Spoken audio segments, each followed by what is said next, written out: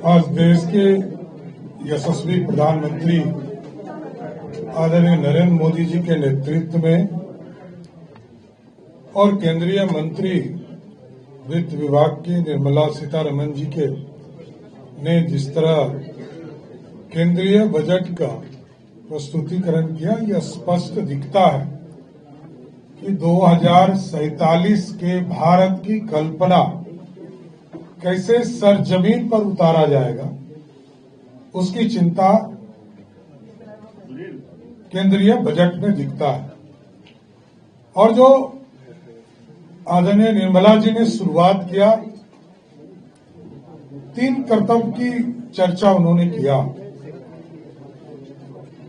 उत्पादकता में लचीलापन लाना, आर्थिक विकास की चिंता करना, उसकी गति बनाए रखना। दूसरा, भारत की समृद्धि के पथ पर सशक्त साझेदार बनाने के लिए लोगों की आकांक्षा पूरी करना और उनकी क्षमता बढ़ाना।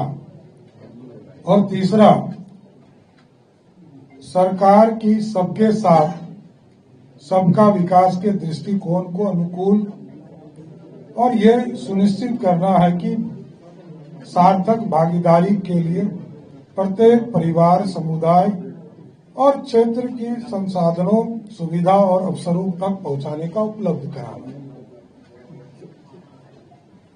और जो बजट का अनुमान भी उन्होंने बताया, लगभग 53 लाख करोड़ से अधिक की राशि का अनुमान किया है, जिसमें कुल व्यय क्रमशः 36.5 लाख करोड़ का है और केंद्र की शुद्ध कर प्राप्ति 28.7 लाख करोड़ रुपए रहने का अनुमान है। सकल बाजार उधारी लगभग 17.2 लाख करोड़ इसको आका गया है। इसके साथ साथ कई घोषणा आज जो महत्वपूर्ण है भारत के विकास के लिए। बायोफार्म्स में लगभग 10,000 करोड़ के पूरे सिस्टम्स को बताने का काम निर्मला जी ने किया। केंद्रीय बजट में इस पूरे स्वरूप को लाया गया। साथ ही साथ किस तरह इनलैंड्स वाटर, वस्त्र के क्षेत्र में टेक्सटाइल पार्क को कैसे मेगा टेक्सटाइल पार्क स्थापित करने के लिए विंडो खोलने का काम किया। और इनलैंड के क्षेत्र में जैसे मैंने बताया कि बिहार जैसे राज्य को भी उसका सीधा लाभ मिल रहा है। पटना से बनारस के जलमार्ग को पूरी तरह व्यवस्थित किया जाएगा और यहां पर मेंटेनेंस के लिए भी कारखाना खोलने का काम किया जाएगा। जमीन भी हम लोगों ने उसके लिए उपलब्ध कराया है। और सबसे जो महत्वपूर्ण है इंफ्रास्ट्रक्चर के क्षेत्र में 12 लाख करोड़ रुपया से अधिक राशि उपलब्ध कराया जा रहा है, जो 26 और 27 में इस देश के इंफ्रास्ट्रक्चर में पूरी तरह काम करने का काम किया जाएगा। शहरों को आर्थिक क्षेत्र का विकास किया जाएगा, उसमें भी लगभग 5,000 करोड़ रुपया का आवंटन किया गया है, जिससे शहर की आर्थिक क्षेत्र के विकास के लिए इसको काम दिया जाएगा। और जो सबसे महत्वपूर्ण है वो है हाइब्रिड रेल कॉरिडोर बनाने का।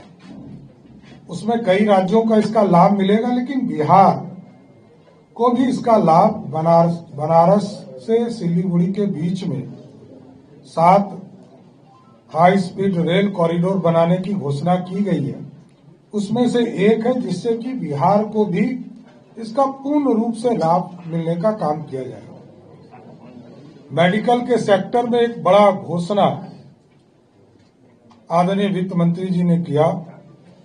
एक तो सभी डिस्ट्रिक्ट हेडक्वार्टर के हॉस्पिटल में ट्रॉमा सेंटर के साथ साथ आईसीयू का निर्माण के लिए, और दूसरा 3 नए आयुर्वेद संस्थान स्थापित करने का भी घोषणा आज हुआ है।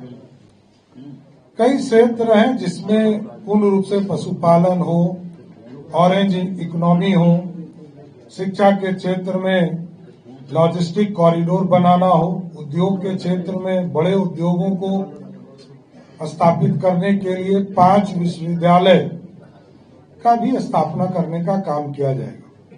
साथ ही साथ पर्यटन के क्षेत्र में भी लगातार कैसे गाइड्स बने और 10,000 गाइड कैसे हम चिन्हित करके उनको स्किल्ड करके पूरी व्यवस्थित करने का काम किया जाएगा।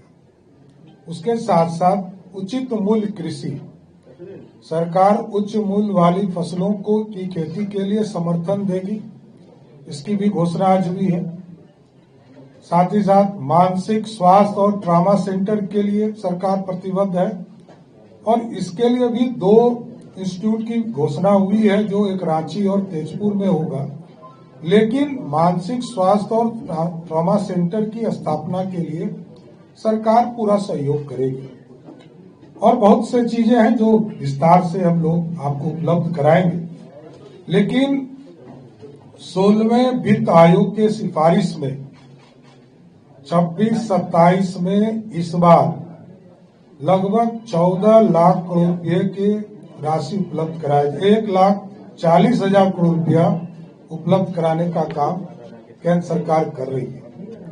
इसलिए साथियों, ये स्पष्ट दिखता है कि चाहे वो इनकम टैक्स का क्षेत्र हो, जीएसटी का क्षेत्र हो, प्रत्यक्ष कर हो, अप्रत्यक्ष कर हो, सीमा शुल्क घटाने की बात हो और कई चीजें। मैं जब स्वयं भी जीएसटी के अध्यक्ष के तौर पर काम कर रहा था तो हम लोगों ने कई चीजों को सस्ता करने का काम किया।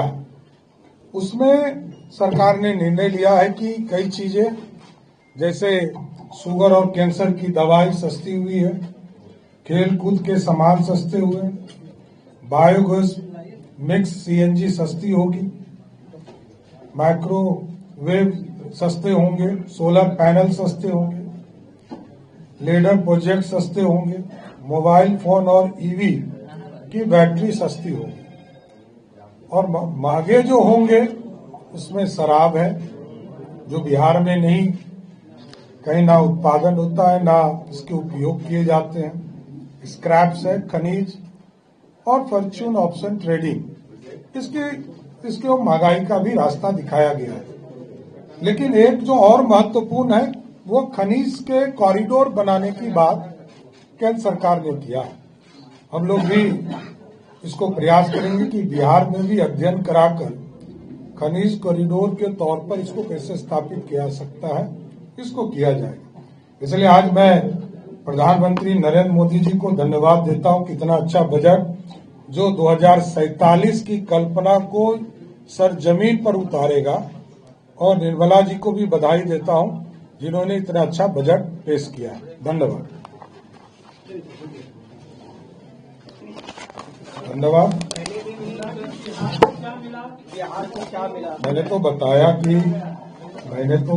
ही कि रेल के लिए जो एक कॉरिडोर बनाने की बात हुई वो बिहार होकर गुजरेगा और बिहार के इंफ्रास्ट्रक्चर को उसका भारी लाभ मिलेगा। और रेल के सेक्टर में पहले से भी 1 लाख करोड़ रुपए का प्रोजेक्ट बिहार में चल रहा है और ये प्रोजेक्ट आने के बाद और बड़ी राशि हमको प्राप्त हो जाएगी। इनलैंड के क्षेत्र में भी हमारे काम चल रहे हैं और अब बनारस से पटना भी, क्योंकि हमारा पटना मेट्रो, वाटर मेट्रो भी रुका हुआ था, क्योंकि नीचे जो इनलैंड के रास्ते थे वो क्लियर नहीं हो पाए। लगभग 43 किलोमीटर हम लोगों ने इनलैंड के उस रास्ते को क्लियर किया, लेकिन यदि यहां से बनारस तक के रास्ते जलमार्ग के सही हो जाएंगे तो हम पटना वाटर मेट्रो को आगे भी बढ़ाने का काम कर पाएंगे। धन्यवाद। देखिए, स्पष्ट है सरकार के लेवल पर 2 बार हस्तक्षेप हुए हैं। पुलिस को पूरी हैंड थी।